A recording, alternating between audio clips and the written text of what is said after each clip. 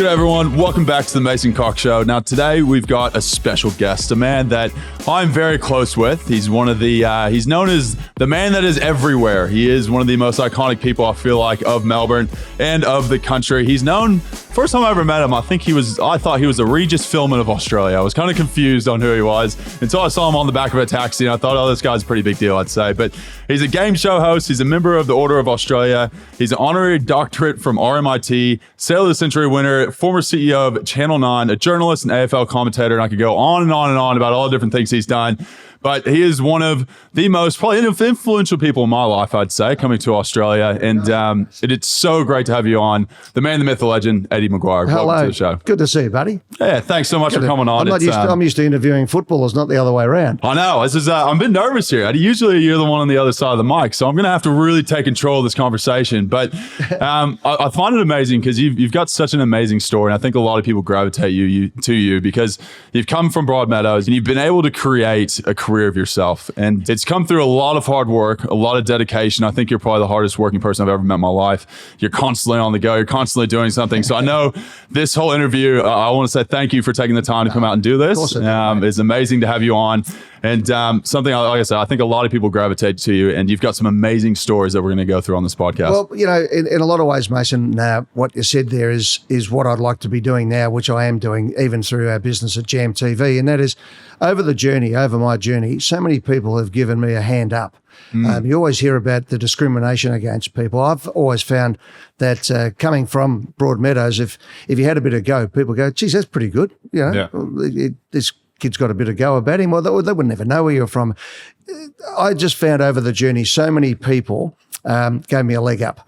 Not you know, them go and buy me a car or anything. They just gave you a chance, or they let open a door. Not even. It didn't have to be that. They might just say hello to you. You know, I remember the first time Bobby Rose introduced me to someone who said he's one of us. He's a great Collingwood man. It was one of the proudest moments of my life that Bob Rose anointed me a Collingwood person. I mean, the club meant so much to me as a kid coming through. But people like Lindsay Fox, who was the St Kilda president back in those days, and I remember ringing him up one Sunday morning.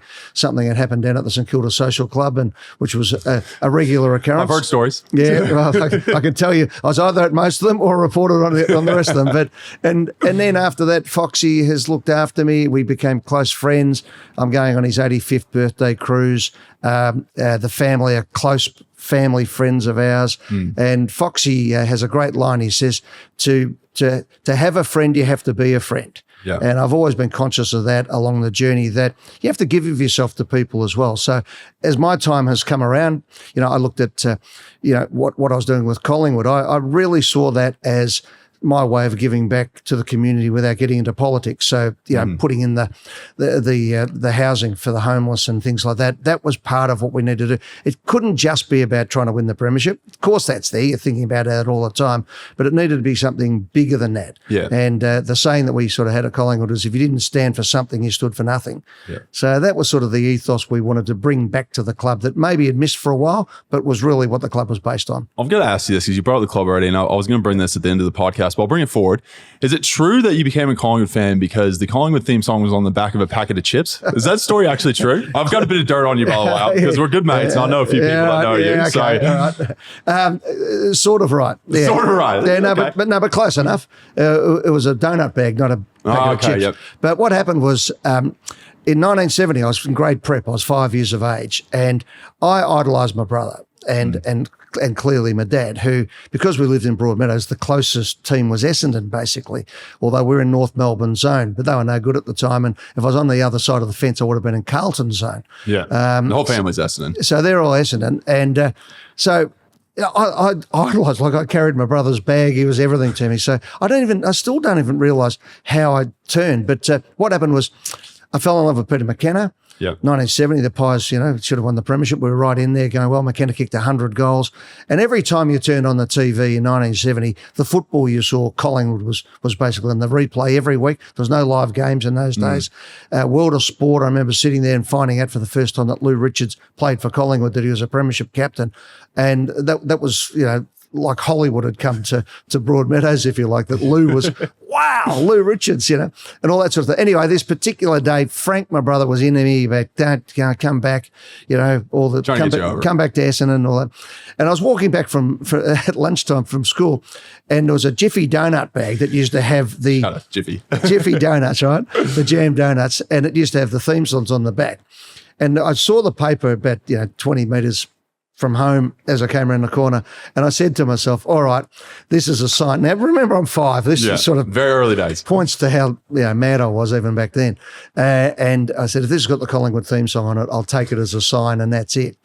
And I opened it up, and sure enough, I had good old Collingwood. The universe was talking to you. And the universe was talking to me, and that was my moment. And then Frank came home a couple of weeks later, and he said he nearly fell over because Dad had bought me a Collingwood jumper and Mum had sewed number 6 on it. That was it. That was it. You're sold from that day. Done. Well, I want to ask you this to start off. I know you as a person, I find you amazing whenever I see you work a room. I know you do a lot of hosting. You've done some amazing things for bushfire relief, flood victims, everything else. And I see you work a room, and it's something that's a talent that not many people have. Now, I want to get some advice from you, right? So let's say someone's listening and they want to get a bit of advice on let's start with this. Is there any tricks you use to remember someone's name? Because I feel like you're really good at this. You can really work a room, remember everyone that's there. The first trick is I don't think about it, to be honest. I don't go on and go, I have to work a room. People talk about networking and contacts and things like that. If you're trying to do that, I find it's pretty awkward. And that goes back to probably being a journalist from such a young age. When you're 13 or 14, you had to actually introduce yourself, have a connection with people, and you always remember their stories. And so there's always that part of it. I'm finding these days, I realised that up until about 5 years ago, I had really good eyesight. And so that would give me the chance. So I'd see people from right across the room and look at them, pick them, see who they're standing with, work out the connection to them, and I'd be right. These days, they're almost upon me. You're like me. Exactly. Got to put the goggles on. So it's not as good as it used to be. But it's about being interested in people and knowing everyone's journey or their connection. And, without pumping the tyres up, I genuinely like meeting people. I not what they can do for me. I like their stories. And I suppose going back to being a journalist, you're always looking for the story, as opposed to these days you see a lot of stories on television and in newspapers, and they're really just fill. Everyone's got a story. If you kick the rock over a little bit and find out what's there. So from there, I was able to do that, and I genuinely was am and continue to be an enthusiast. I look forward rather than backwards, and so from that point of view, every time you walk in a room, it's full of possibilities for a bit of fun. Yeah, exactly. I think there's a great quote someone said. It was, be interested, not interesting. Yeah. And I feel like that's very much of that's it. That's the quote. That's the short line to a long answer. So well done. You've edited me beautifully. But but then when you are things at Collingwood, for example, when I was president, and you're part of what you need to do is make people feel special as well. Exactly. If you're the president of the club, at the president's lunch, I would go around every table, because they bought a table to be at the president's lunch, and part of the thing I know is that they, one, have come to see the footy, but two, I was be entertained. I was a well-known president, and you're a celebrity and all that type of thing. So you go around to these people and you have a bit of interaction, and they want to have a photo with you, and it makes their day. That's what my job is as president of Collingwood. Part of what I brought to that job was my celebrity. People like Jeff Kennett brings his political acumen. Jeff Brown, now the president of Collingwood, brings his business acumen and his connection to the club. Everyone's got to play their role. And my role was exactly that. It was, when you're hosting functions, don't just get up and give a speech. Go and find out what's going on. And then, inevitably I'd find out this bloke wants to be a sponsor of the club. I've brought him along. I'll give you your name. Thank you. Done. Close that deal, and away you go. It's one of those things I feel like that's something I've realized, I guess, in my time here is like the littlest of things can make someone's day or make someone's week, even like month or year, and they'll talk about it for years. And like I'll meet someone again, 2 years down the road, and be like, oh, I took a photo with you this time doing that, and I was like, yeah, of course. I was like, I'll take a million photos, mate. But like, it is so cool to see that you can transfer that. Just give a bit of yourself. I think one of the great things about Australia is, and particularly Melbourne, is the access to everybody.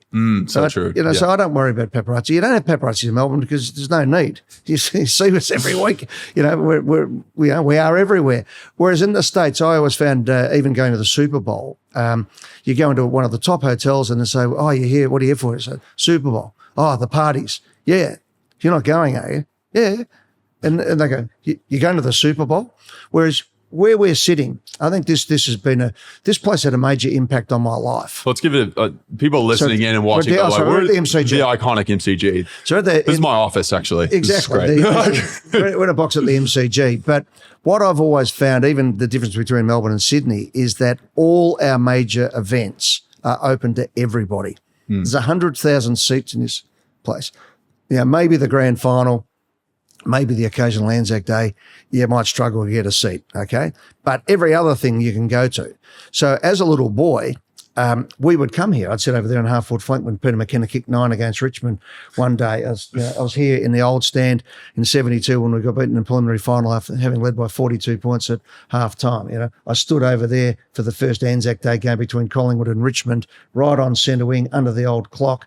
When they reckon it was 90,000, it was about 110,000 in this particular day. I sat over there for the first Collingwood Essendon, all the things I called the grand finals, everything. But not only that, but I was over here as a kid on the centenary test the day when David Hooks, hit all the boundaries, and Rick McCosker came back onto the ground. I was here for the Commonwealth Games. I sat over there in grade 1 when the Pope was here.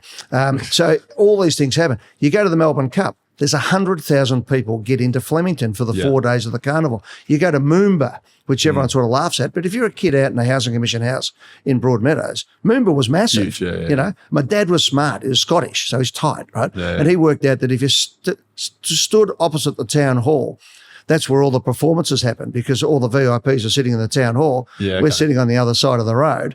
And in the sunshine, we thought this was better because they're sitting in the shade, which is a bit like here, at the MCG. We used to sit in the southern stand in the old days, and we thought this is great. This is where all the noise is, and it's so vibrant. The members are so boring, and they're in the cold, And so whatever we sat, it was my dad always said, this is the best place we could be.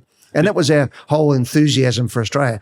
I lived in Broadmeadows. That may as well have been Beverly Hills compared to where my dad came from and my mum. Yeah. So each generation gets its go. And he and mum just drilled into us that this was the greatest place on earth. And if you had any amount of ability or get up and go, this was the place to do it. Is it true you hit a hat trick on this? Is that a true story? Took a hat trick. Sorry, I'm still getting my cricket term sorted out. Well, it was a hat trick on. I took 2 wickets, and then it was a media game, and Kevin Bartlett was actually facing up, and I was being an idiot mucking around. So I actually went through the fence up into the back of the stand to start my run for the football and came in. But I got Drew Morfitt and I got David Hooks. Yeah, I'll say you got Hooks. I got Hooksy. He tried to put me out of the stand, and he said he got caught on the boundary line. But he said he mishit it. I said I sucked you in. So that was great. Yeah, so out on the MCG. Yeah, you've got an amazing amount of memories here, mate. I know you've been here. You've been part of this building and this structure and this Coliseum that is, and you definitely beautiful. Make it up. But we'll go back to a bit of, I guess, your origins, really. Yeah. You talk about your parents were immigrants back from Scotland. And Scotland? My dad's Scottish, mum's Irish. Which means I like a drink as long as it's free. Yeah, Guinness. Yeah. I've got to ask you this because I love my parents. You know my parents, and they're very lovely people. Now, fantastic. I've got to ask you this. What is the biggest life lesson you've learned from mom and dad? Optimism. And education. And unconditional love. Yeah. And tough love. There was tough love. It was pretty brutal experience they were coming from. So there was no other way. There was no easy day in their life until they really came to Australia and started their family here. But they were both pulled out of school at a young age. Dad was working in the coal mines of Glasgow, running the pit ponies when he was 13 or 14 years of age. His big break to get out of the mines was World War II. So Dad's life really didn't start until in his 40s when he came out to Australia. And Mum worked hard, and then even when she came to Australia, she was working all the factories out in Broadmeadows. But they were able to provide for them every year. It was the battle to get the books and the uniform and pay the school fees. And, we were all pretty lucky in that, we won scholarships. My older sister, my brother Frank, my younger sister Bridget, and myself.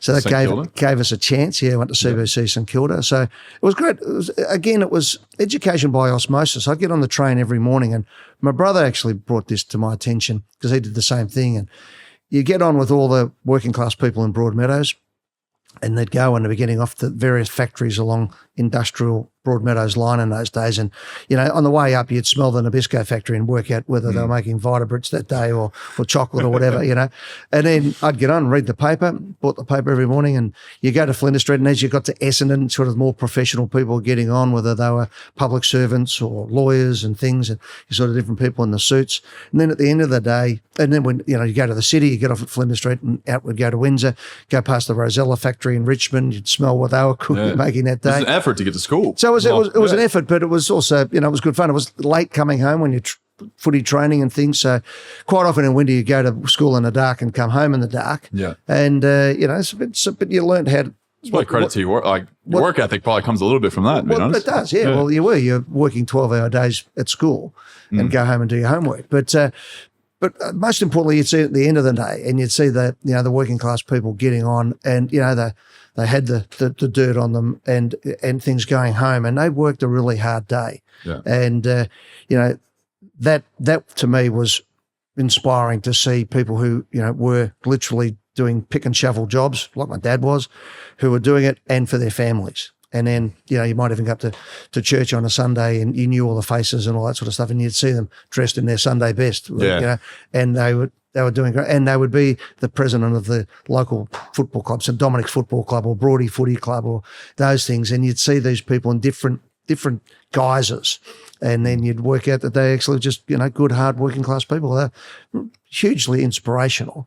And at the same time, you'd see the professional people and go, all right, there's another way through this as well. Exactly. And that was inspirational for us. So, I remember one time saying to my dad, I want to get a job, a part-time job. My mates at school were making money packing shelves at Coles. And I thought he'd think this is great. I want to step up. He said, are you kidding? He said, I haven't come 12,000 miles for you to stack shelves. He said, get in there and do your homework. And he said, I'll clean your boots. Your job's to get them dirty. You win the trophies, I'll clean them, was his motto. And that was it. And I went, oh, okay. He said, no, you're here to study, get the marks, get the results, and get on with your life. So that wasn't pressure. It was inspiring. But at the same time, you knew that people were sacrificing their lives, and the letters would come from Scotland, from an island every week, and the airmail and things like that. And as you got a bit older, you realised how much they left behind. Yeah, it's a sacrifice. So from there, you were obliged to have a go. Yeah, and then as you start to win a few things, starts to become a habit, and then you start to get the confidence, and then you back yourself in, and then sometimes people think I might have backed myself in too much at times. I got overconfident, but that's what you needed to do, because as you said, you'd walk into a room, you're in your brother's suit, you don't know anyone, and you're 18, and you go, right, here we go. But it was an adventure. I actually saw Xander in your jacket recently. He was outside the club, your kiddo, and I looked at him, I said, it looks a little bit, doesn't look like it's tailored for you, mate. And he just goes, oh, it's my dad's jacket. And I said, I thought that was his iconic little black trench coat. But don't worry, he's taking more than my jacket. I wouldn't doubt it. But I'll ask you the last thing on growing up and everything else. Now, someone who's been massively influential is Sister Matthew. Now, can you tell me the most influential thing that's kind of stuck with you from her? Because I know we all have these people, I think we all grow up and we idolize, and someone who's kind of shown us the ropes and maybe, pointed us in the right direction whenever other things may have, drawn us away. But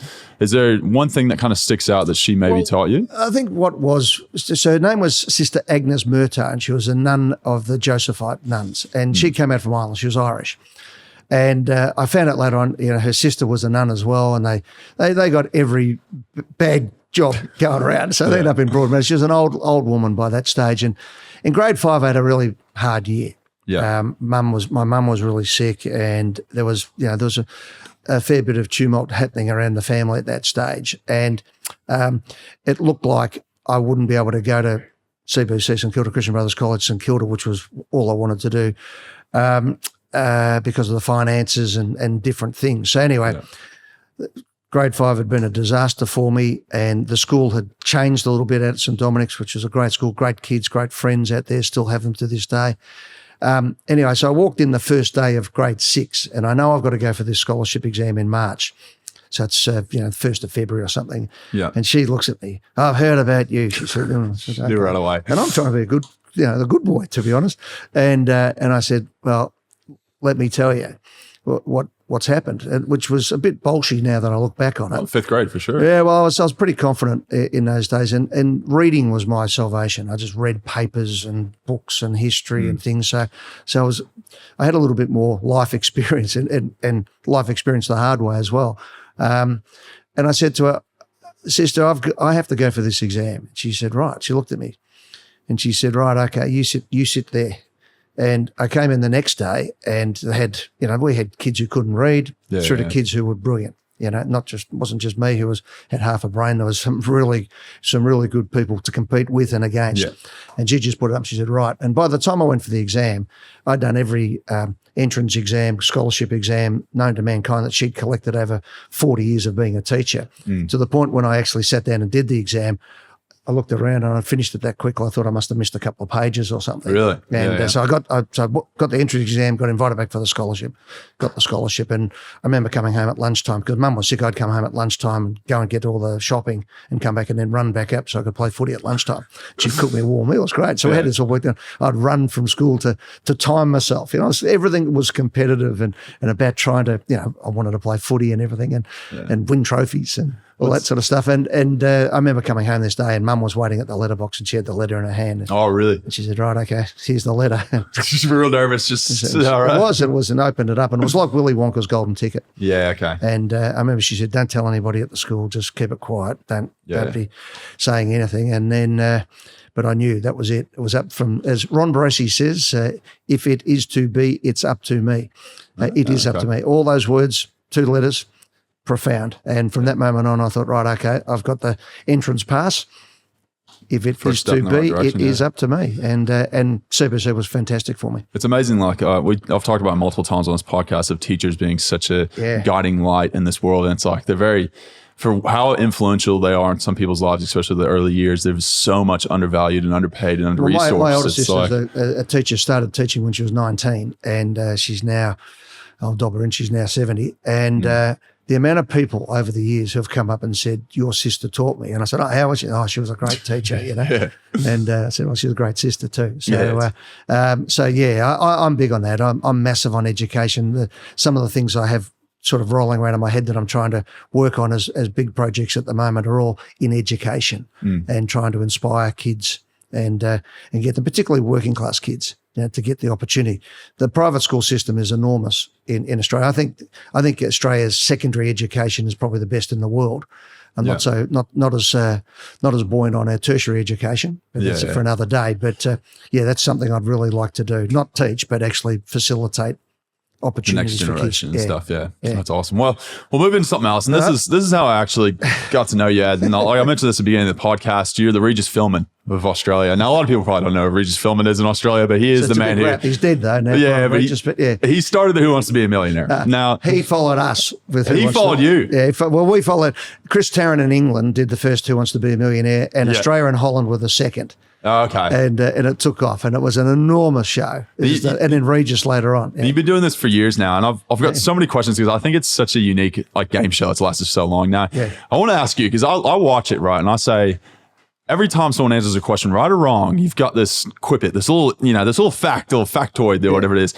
What is on your screen whenever you actually are there? There's two. Do you know the answer before? No, I don't know the questions. I haven't got time. I knock out 6 in a day. Yeah. So I don't look at the questions. I know smashing out 6 episodes a day. Yeah. So wow, okay, yep. I look at the fastest finger questions because they come up quickly. Yep. And then what we do, and because there's insurance involved in it, things like that, I don't know the answers until they're locked in. And then on the screen, I do get some cheat notes on some things. Yep. But a lot of times, I'll add the bit that I know of and connect it through and the hosting of the show, or whether the person's from America. For example, if you're on there, suddenly there's a connection to something that's all ad lib. Yeah. But I have a little bit on my screen. I have the question, the answer, where they are on the money tree, and that's about it. Geez, I was really thinking they gave you like a video and a full script and everything else on there. I was thinking there's a lot more to that. They get a couple of things on, a little bit of factoids if you like, but that's it. But the rest of it we're making up. Now, do you have a favorite moment? Because I feel like that is such a life-changing show to win that amount of money. Is there anyone that you've heard the story of and it's just kind of really hit you hard in the heart? You're going, oh my gosh, all the time, yeah. I'll take it back a notch. One of the funny stories which people don't know is I'm sitting at home one time. I remember I'd been out every night this particular week, and I had a Collingwood board meeting, and Carla had said, my wife, I said, come home tonight, I'm going to cook a roast. Haven't seen you for about a week. Let's sit down. And it might have been even before the boys were born. Anyway, the night before Millionaire, the old Millionaire, Who Wants to Be a Millionaire, Molly Meldrum, who had won $500,000 and it was going to charity. And, I knew Molly to be highly intelligent, and it changed his life the next day, what happened and the way people looked at him. But the money was going to charity. Anyway, I walk in, I'm on the phone. Carla goes, phone off, come on, get off. So I turn the phone off and she pulls out the food and the home phone rings. Now, the home phone, it's only Mum. So, hello. It's old school, like just. it's Ellie, Mum. And I said, that's fine. She knows. I'll tell her I'll talk to her tomorrow or something. Oh, Kerry. And she looks up. It's Kerry Packer. Oh, huge. Right? That's good. Oh, okay. So she just puts the food back in, shuts the door. This is going to take a while. Anyway, he's into me. Yeah. What are you doing? I saw you last night. What are you doing giving all my effing money to all your effing mates? And I start laughing. I thought, because it rated through the roof, it was a massive show. And he said, I saw you, And he said, I said, hey, listen, it was a charity night. It's a tax deduction. Yeah. He starts laughing. It's a charity night. It's going to a good cause. And he said to me, listen, son, don't be helping any of those doctors or lawyers from Toorak or Bellevue Hill. He said, don't worry about them. He said, but if you get a battler on, Yeah. So I've got permission to do what I'm doing anyway. Yeah. But you got to be careful, because you don't want to give a hint to somebody when there's other people who have got their opportunity. Yeah, exactly, they're getting their one chance. So we do that pretty straight.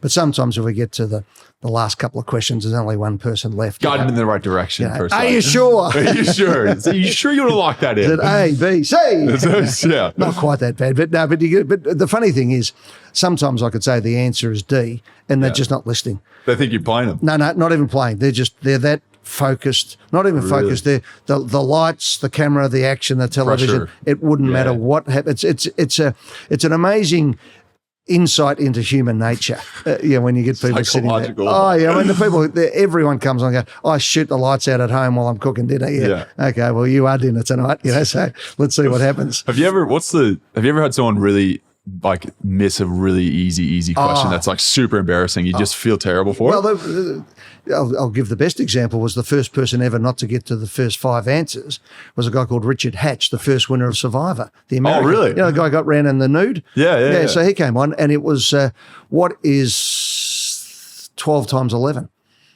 And he at the end, and he blew up, and he really arced up, and he was saying, is this the first question? I think it was question 3 or something. Oh gosh! And he said, "We do times tables to 10." I said, "Well, do 10 times 11 and add 22 to it." That type of thing. And he blew up. And not long after, he got done for tax avoidance and he ended up in jail. And I thought, God, I must have. We might have burst his bubble. But there's been some beauties. There was the girl who answered, what type of ring? I can't remember the question now. But there was wedding ring, engagement ring. Whatever ring, and a burger ring. And she went burger ring because she'd heard the story of Adam Cooney, the Brownlow medalist, who proposed with a burger ring. And she just got herself completely confused. And she was a really smart girl. In fact, when I looked at her card, I thought, she could go She's really. A chance, she had a big chance, and she was a really vivacious person and fun. I thought I'm going to have a lot of fun with her. Because I love getting the young women on, because when people at home are watching younger women going, we don't really get a chance at these type of things, and it's inspiring for them to go, oh, fantastic, yeah, go girl, all that type of routine. So I thought this is going to be good hour of TV or half hour of TV on the way home. Bang, she was out in straight sets. She's like, oh no. It became an internet sensation. Oh no, that's the worst bit. It lives online forever. But she was great fun. And people started, the usual thing, people started becoming mean and all the rest of it. And I rang her up and just said, hey, listen, don't get caught up in all this. It's fun and you'll laugh at it down the track. And she said, I did. I laughed my head off, and then it got really mean. And she said, but I'm right now. Moved on from it becomes a footnote in life. Don't worry about it. Now, you've done a lot of media reporting, journalism, everything else. Now, I'm all about a bit of a laugh here and there. Now, I'm sure you've done some wild crosses in Australia, and I've come to this country and I've seen some stuff in the media and I'm like just dying laughing at the way some reporters have to kind of maneuver their way around or the awkwardness of an interview or whatever it may be. Is there anyone that like sticks out in your mind of maybe something weird you had to talk about or like report on? Well, there've been plenty. I mean, first of all, I remember being petrified, and as an 18-year-old doing crosses, and just would have been, yeah. I was hopeless, and I was trying to learn it. And there's a video of me when I'm 17, the first time I ever stood in front of a camera, and I was like that. And it was actually Bruce McAvaney who grabbed me one day. He said, "Listen, if I ask you a question about football, you can talk for 3 days about it." He said, "You're over preparing." He said, "Just stand there and." When I throw the question to you, he said, you know it inside out, just answer it. Don't try and, quote Shakespeare or anything else. Like just do what you've got to do. And so I'd nearly been put on not to be used again on live crosses. Really? And, for a little while. And I saw in those days, because it was so new to cross live into television and into news reports that I saw some, really good reporters lose everything and fall by the wayside anyway. So I'm thinking, God, I'm going to be out of here. I'm going to be, back to Broadmeadows in no time. And anyway, the next time Bruce crossed to me, I shot the lights out doing it, and it was all happening. So it wasn't even time to react. It was what was going on, and I was moving around and getting interviews, and came back and almost got an ovation from the newsroom. That was fantastic, and so the confidence grew. Yeah, and then I became known as one of the best live performers. That was it. And then, who would have thought that down the track, the footy show was all live. I don't use auto cue. Millionaire Hot Seat, I don't use auto cue except for the names and, a couple of little things like that. And that became what I was all about. And so from there, I developed what you said, able to walk around, back myself in, do all the homework beforehand, but just know you've got the knowledge and back your knowledge bank in. So there's that. But I remember there was one time down at Hawthorn, and in the 80s, we're doing a lot of crosses at Hawthorn Essendon because they were playing the grand finals. So Dermot was, one of my best mates, and Dipper and Johnny Platten and all those. They're all lunatics. So anyway, they've got the camera set up, and there's nothing behind me, just like you see sometimes I'm doing stuff. But everyone was behind the camera. They'd all decided they're going to, make me earn my money. They're and all stuff. just making faces and stuff behind them. That's the start of it, right? So they're doing all that sort of stuff. So then I'm interviewing Dermot, and I turn to Dermot, and of course, as I turn, he drops his towel, so stand there from here up, So that's funny. And then John Platten crawls underneath the camera shot and gooses me. You know goosing is, don't you? Oh, there's a story on the way here. This one.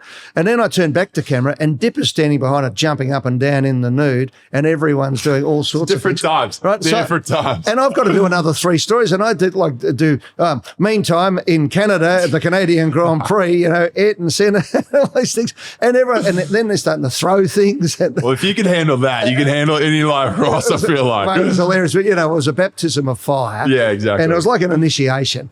And some people cut up rough and, why'd you do that? I laughed. I actually loved the acceptance that all these lunatics were being my pal. Yeah. And at the end of it, again, they got a standing ovation. And Bobby Yeoman, the legendary trainer, brought out a sausage on it, with onion, and so there you go, son, well played, and all that type of thing. And from that moment on, you were accepted and you were part of the action. And it was great. And for me, getting involved in VFL football and then AFL football, the first night over went to something.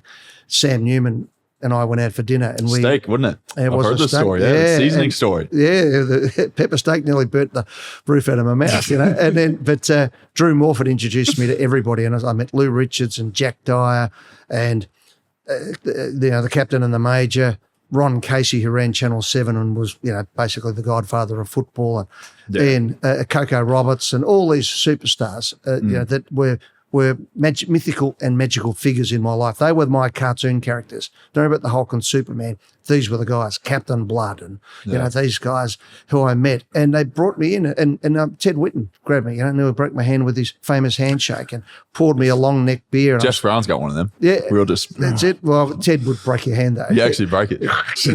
and all this sort of stuff. And then afterwards, Drew and Sam took me around for dinner and took me to the first nightclub and got me my first drink card and all that sort of stuff. And 10 years later, I'm being asked by Ian Johnson, what do you think of Sam Newman being on this show we want to do? And I said, he's a legend. Yeah. I'd love him. He's so funny. And Jono's going, really? I said, oh, no, I think he's absolutely I couldn't think of anyone better. And that was the magic, that chemistry from that night where I'd turned 18 the week before. I was driving my father's car, had $5 pocket money, got down to the Topo Geo's, which is down in Toorak Road still. I think it's closing now. And Sam, realising I had no money, pays for dinner, takes me across the road, introduced me like I was some superstar. And, I drove home to Broady that night thinking that's the greatest night of my life. Greatest night of your life, yeah. Well, that's Australian culture. I've talked about it on the podcast before. Is it's very much people just look after each other, and it's something that's so unique to this country. Is I feel like it's very much people lend out like a helping hand very easily. The media's become a lot mean-spirited these days, with social media, but also the media, and they're always looking to trip people up. And, it's not about how you're going, it's when we can sack you. You're forced to apologise. No, maybe I just apologise and I made a mistake or something, or, that type of thing. And not that we need to be gentle. I think we have to dig deeper on bigger questions as opposed to going so hard on flippant questions. Yeah.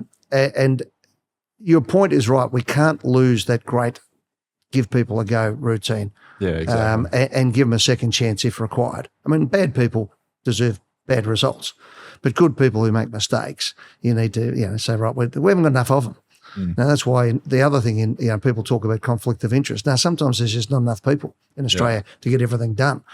And people don't realise how small the country is comparatively to the rest of the world, that they see these things overseas of the US, maybe there's 330 something million people and there's only 30 something here in Australia. And it's like, it's just a totally different kind of experience. You go to the big universities in America, it blows your head off. Yeah. And it's not even professional yet.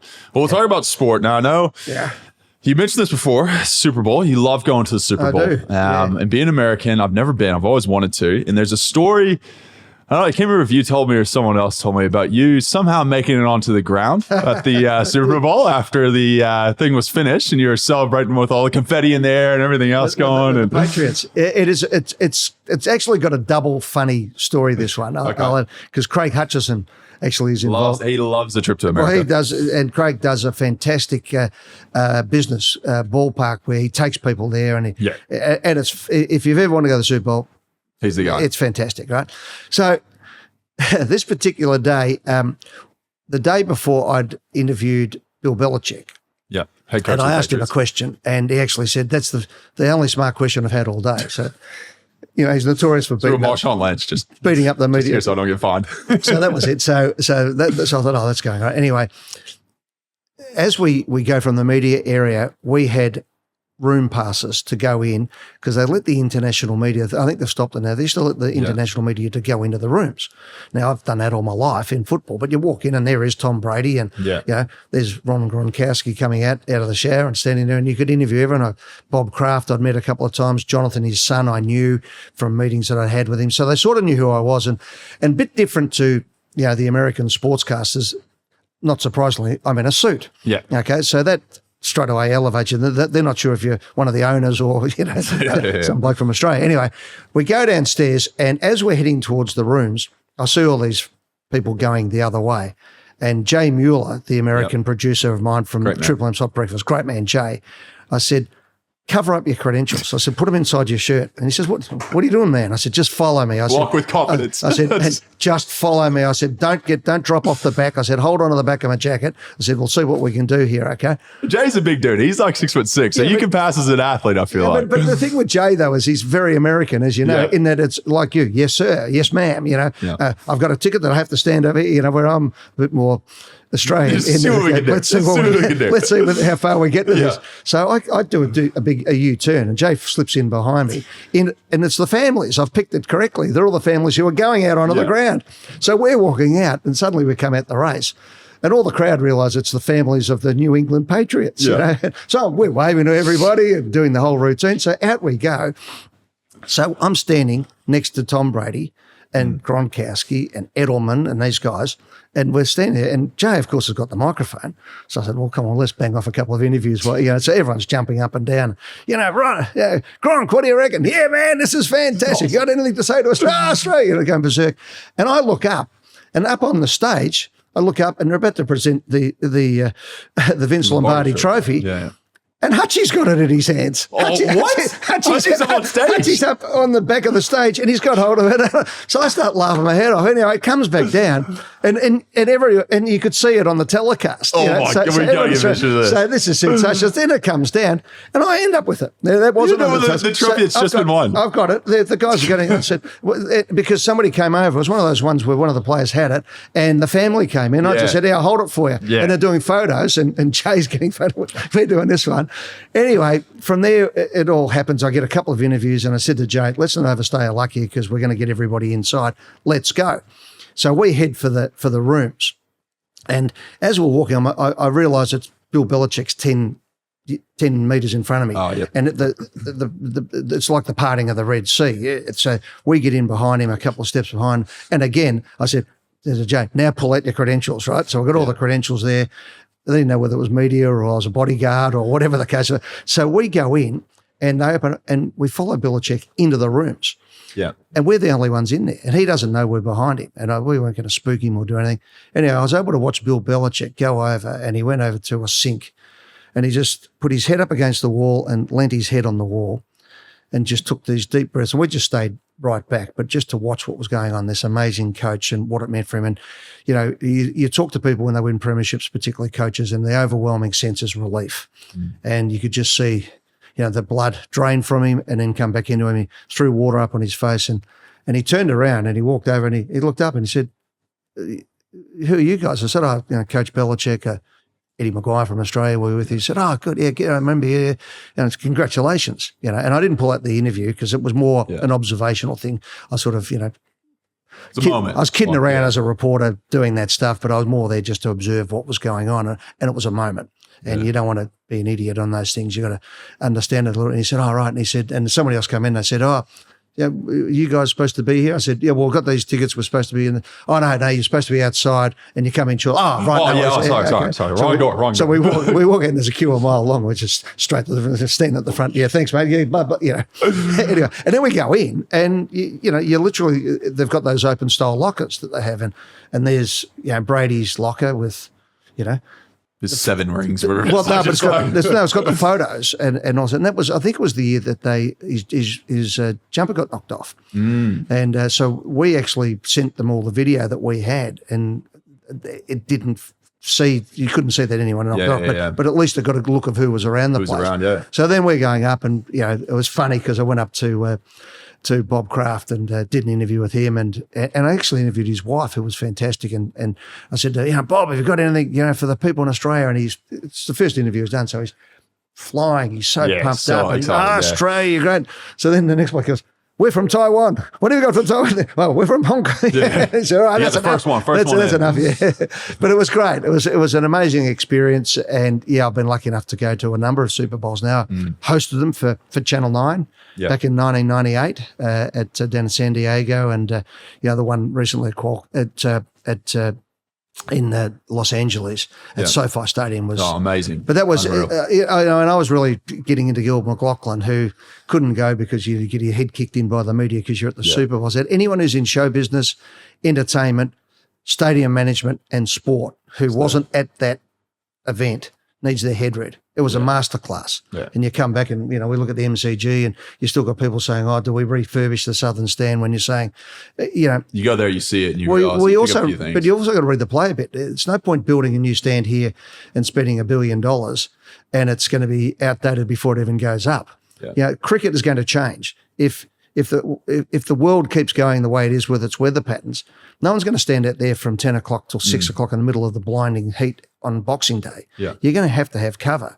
The people aren't going to sit up the back in July on Friday Night Football getting their head bolted off with hail. Put a roof on the thing.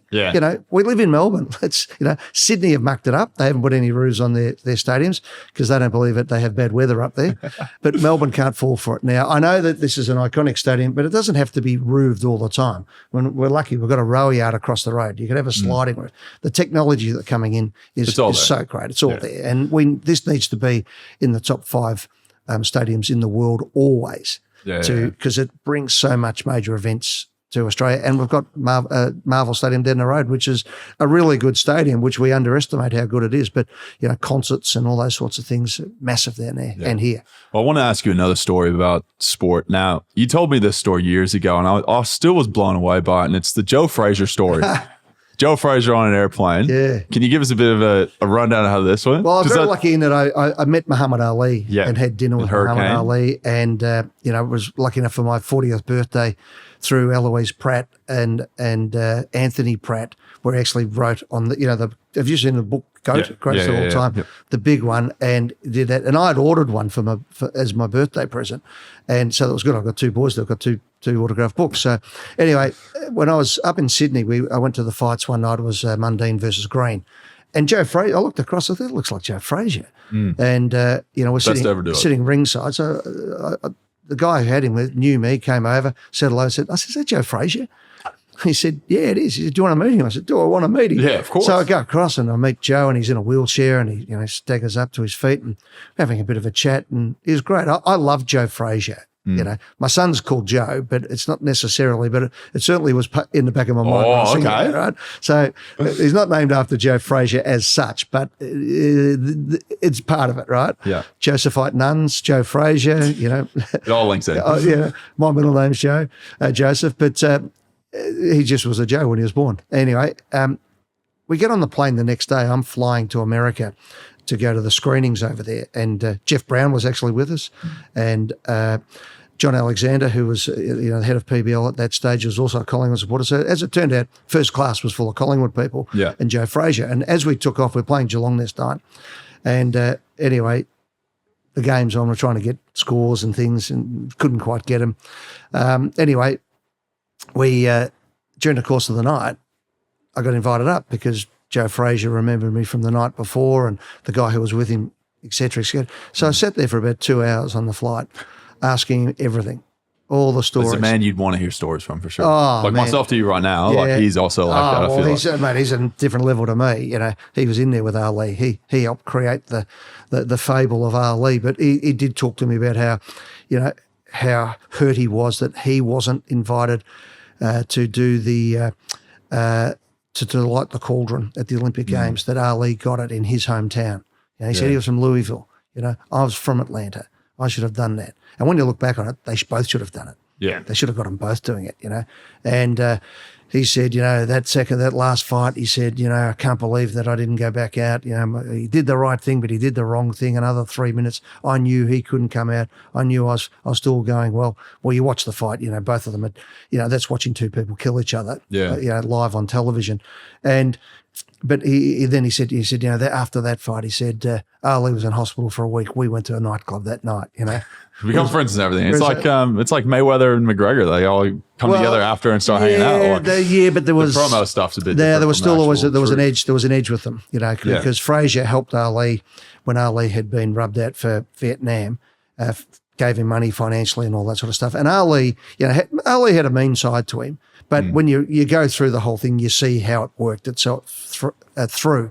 And poor old Joe, after he got destroyed by Foreman, I thought that was the end of it. You're invincible till you're not in boxing. Yeah. And then, of course, you had Ali beat Foreman, and then the two of them had the round three, the Thriller and Manila was just unbelievable. But back to the plane, So right? back to the plane. So he's giving me all this sort of information, and we're talking. It's just fantastic. Anyway, we land, and and the news comes through. The Pies have beaten Geelong by a record margin.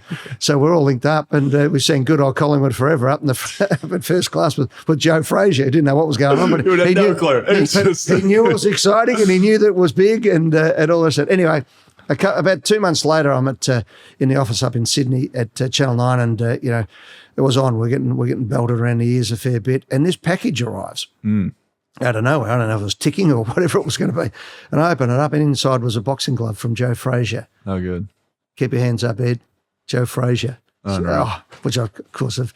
So I've got an autograph boxing glove from Joe Frazier and an autographed goat book from Muhammad Ali. And jeez Louise. Wow. Yeah, that's pretty big. It's two icons for sure. Oh, it is. But they don't forget, I was only a little boy when they were the first. They were big in Australia. They were the first major events coming in via OTC Australia on satellite and watching those fights. And in those days, world heavyweight title fights were on the front page for days. It was unbelievable. Sure, Well, it was amazing. Shaking hands.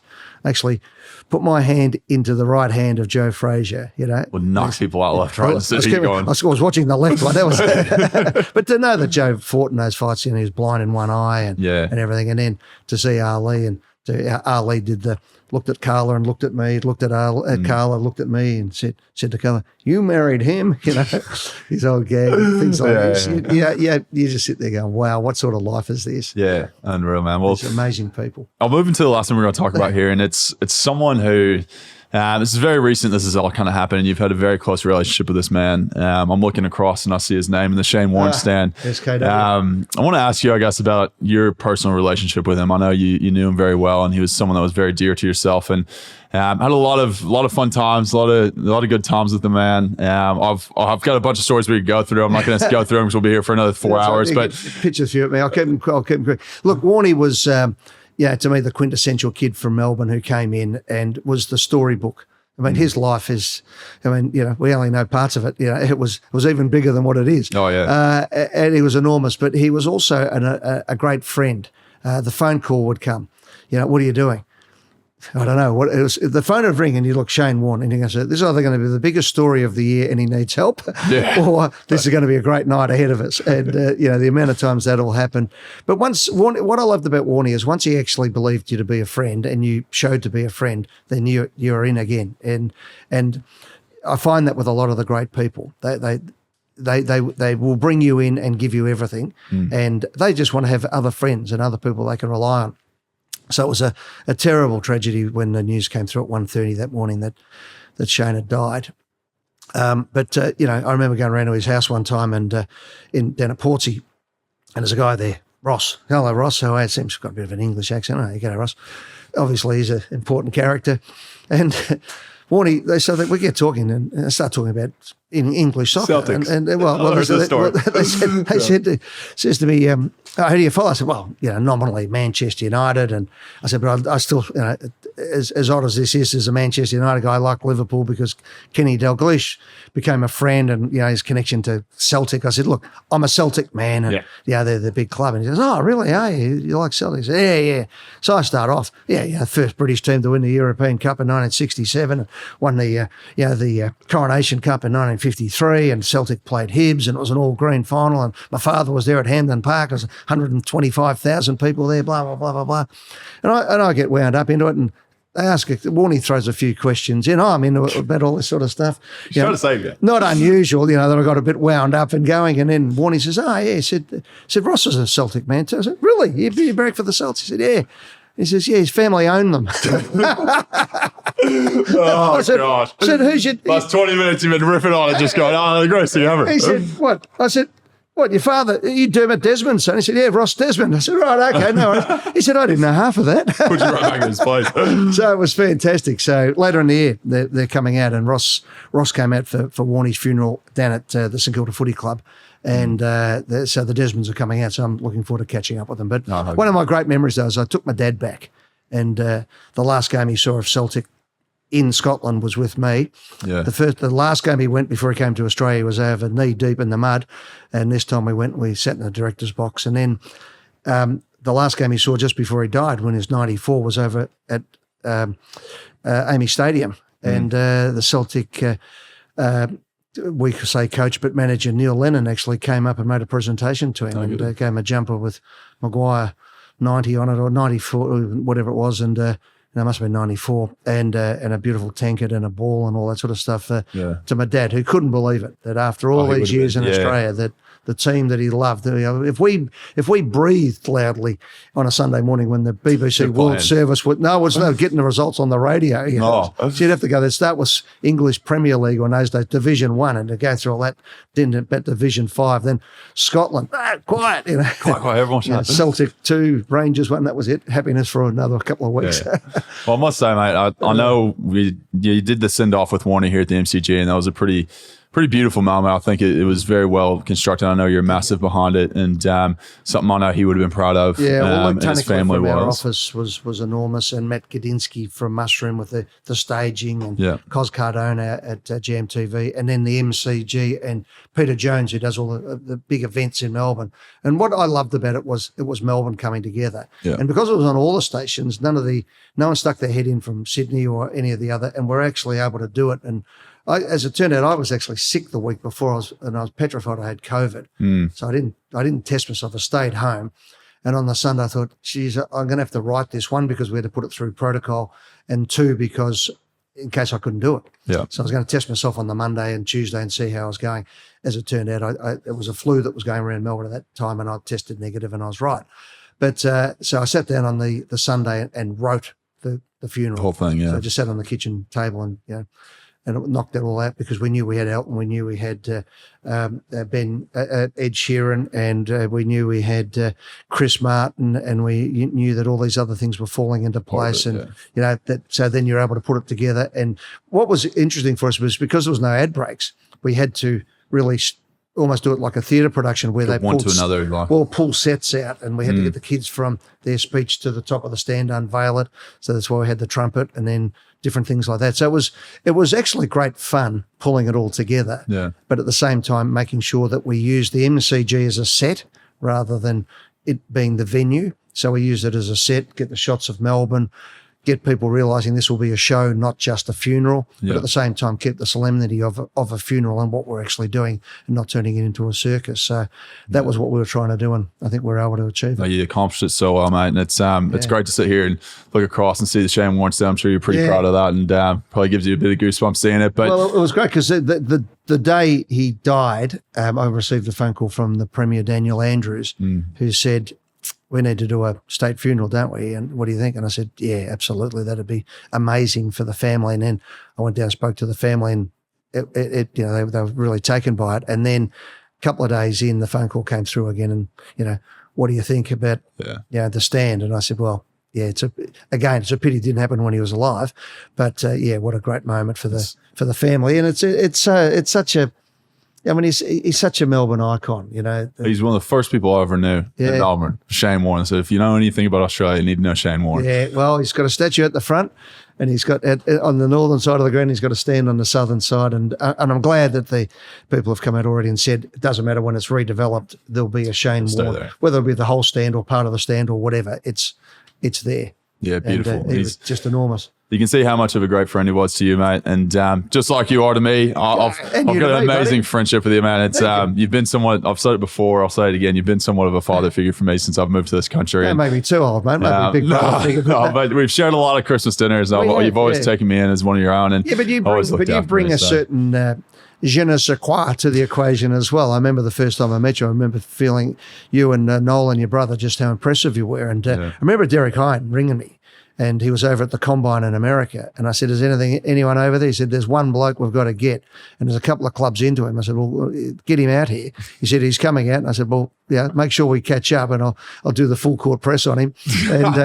And as you said, you didn't quite know who I was, and you walked out and saw me on the back of a taxi. I was like, must be a big deal. We're just filming. That's what it is. But it was great chatting to you. And also what I think people underestimate with you is coming with your college education.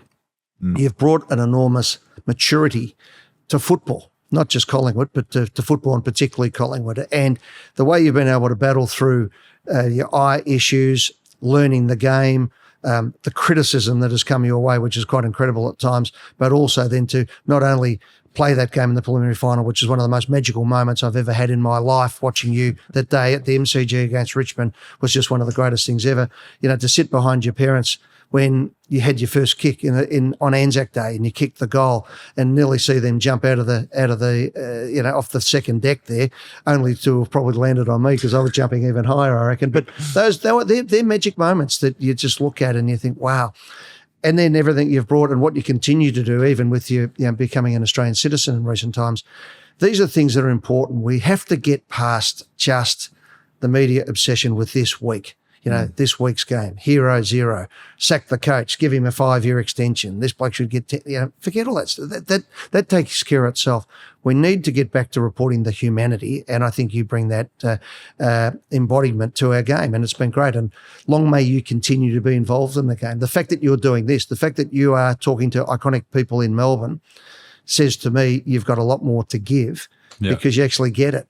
Whereas most footballers, they come and they go and, they come back for the past players thing, and you think, geez, you actually might have had a bit more to give if you had been given your head. Possibly, I think, because you became as a mature age person who travelled to the other side of the world for a sense of adventure, and also because you had your college education and you'd played a few different sports and things like that, gave you a completely different dimension and a capability to get through what has happened. Yeah, and I think I look back to my career and everything that I've done and everything else comes from zero. Yeah. I didn't know anything. I didn't know anyone in this country whenever I came here. And now I've been able to have this amazing experience. And it's because of the people I've been surrounded me, like in that time. And you're a major part of that. And it's like we talked about at the very beginning of this podcast. It's all these people that reach their hand out and help you. And that's it. That's what makes it amazing. But and I think also, and I'll ask you a question. I always find that first generation Australians and or those who have come from overseas see Australia for what it is even better than people who've been here for generations. I find one of the holdbacks on Australia is because it's so good that people go, if it's not broke, don't fix it. Whereas, anyone who's into looking down the track of life goes, well, if it's not broke, fix it and make it better and do things and look further down the track. So, we've got unashamedly. My mother said the best day of her life was when she stepped foot in Australia, and I took them back 42 years later, and she said the second best day of her life was when she stepped back into Australia. Oh, really? So that's where our mindset is, or my mindset is, and Mum and Dad's were. So, I just love seeing what we can do in Australia. I hate when we get caught up in nonsense. Yeah, it's one of the most beautiful places with some of the some just freedoms and things that we take for granted every single day that whenever you look back to the full picture of it, we're all quite fortunate to be here in the circumstances we are. But I just want to say a massive thank you, Eddie, for coming on, mate. It's been a great chat. There's some, seriously, I've got a whole list of things I could go through, a million things. But I'll bring a wine to Christmas next year. I don't think it'll be as good as yours, but I'll bring a wine for Christmas. Taste for good wine. I know. Someone's taught me pretty well. So this is a bloke who, I could have given him a cordial the first year he came around. Now he's it's either red or white. It's all I do. Are we starting with a Burgundy or a De Pap? Oh, whatever you pulled out. De Pap, are we? Okay. The wine glasses that were specific for the type of wine, I knew I was in for a lesson. So, but no, in all honesty, mate, thanks so much for coming on. It's been a great chat. Like I said, mate, you've been an amazing person in my life that I'm so grateful to have as part of my journey. So long may it continue. Thanks, mate. I appreciate it. We'll speak soon. Good on you, buddy. Thanks, brother.